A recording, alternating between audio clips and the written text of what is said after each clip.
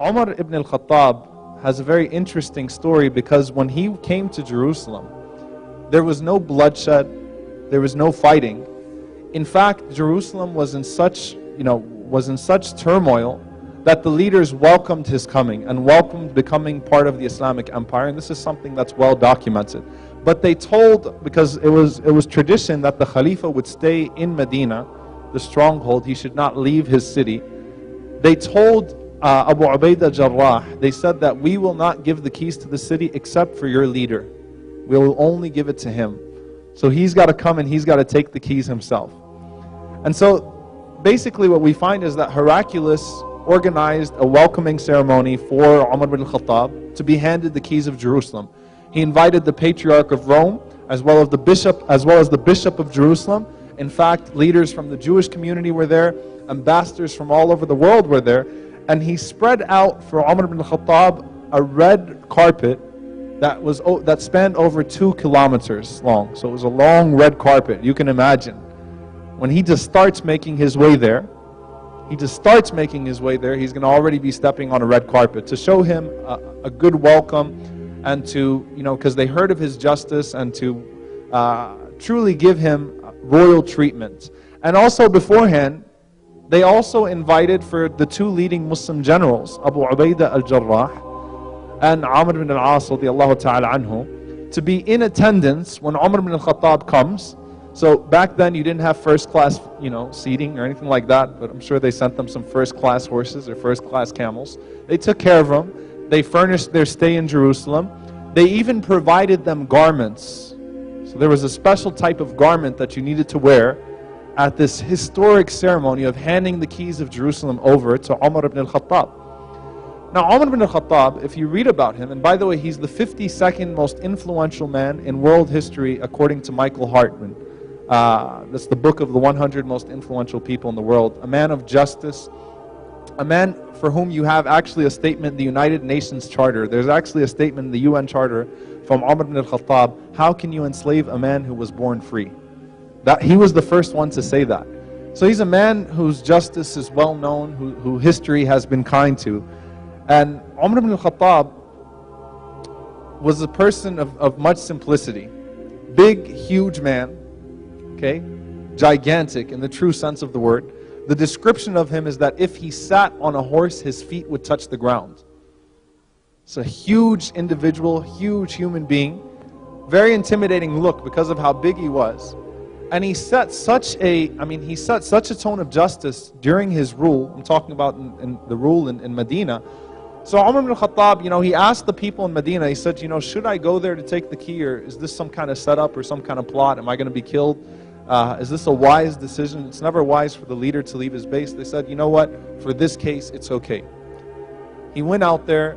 He took with him 1 servant, and they had 1 camel.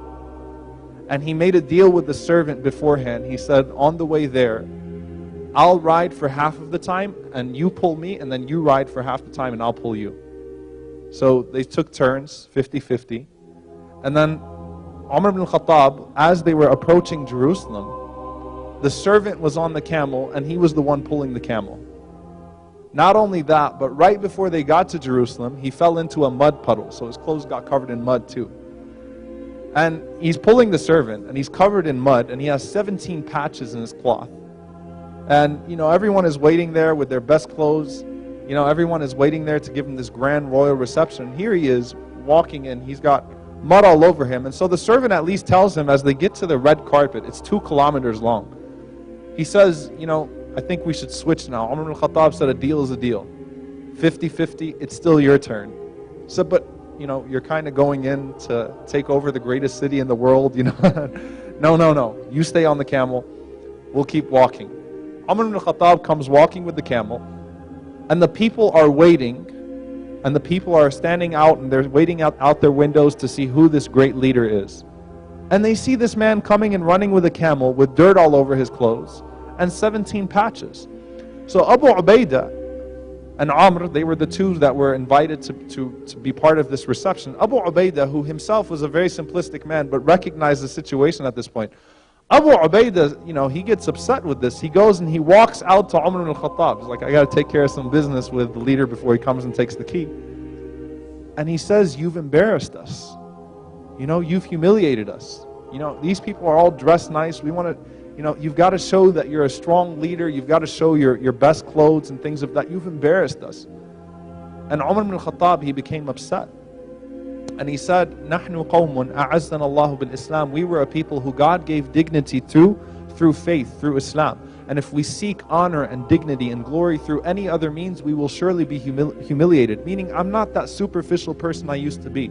Umar was known before he became Muslim to be an extremely well-dressed, wealthy man. He was one of the few literates, few people that could read in his time.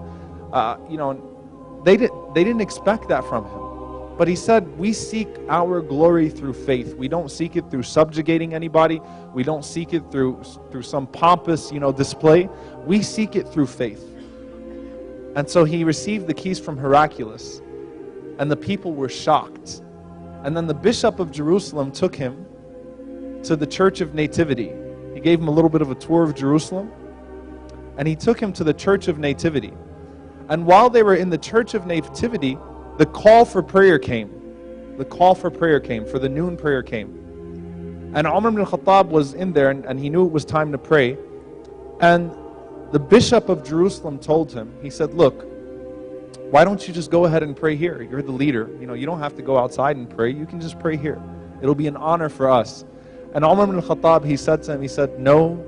He said, because I'm afraid that Muslims will come generations later and claim this is a masjid, this is a mosque, because this is where I prayed. So he walked out of the church, he walked down the steps, and he prayed right there. And then lo and behold, 400 years later, they built a mosque there called Masjid Umar, the Mosque of Umar. So he was right. He knew how history works with these things. He didn't want people to claim that church as a mosque just because he prayed there. Not because it was impermissible or not because there was some theological objection to that. He just wanted to give the people their rights and their respect. He also made the famous Pact of Umar, which essentially guaranteed the rights of all citizens there, guaranteed the rights of people to practice their own faiths. Christians and Jews not only were allowed to live in peace, they were allowed to judge each other by their own law. So they were not subject to Islamic law. They were allowed to keep things according to their law, out of sensitivity and out of justice towards them. So it wasn't like, again, the Bible was thrown away or the Torah was thrown away.